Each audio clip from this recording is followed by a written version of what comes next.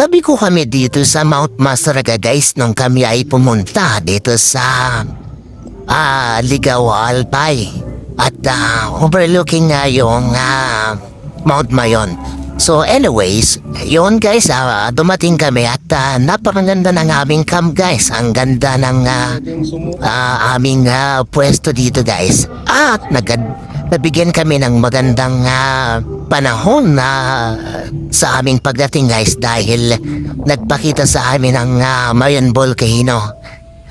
Hindi namin inaasahan kasi nga sabi nila for the past whole week ay nag-uulan at hindi nagpakita talaga.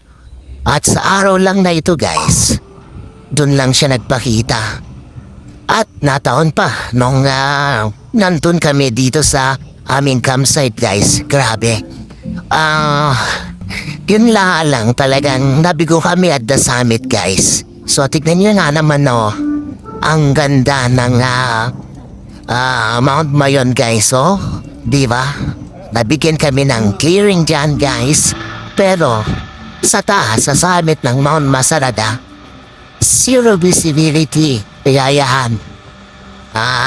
Di namin siya nakita guys. Ewan ko kung uulit pa kami dito guys.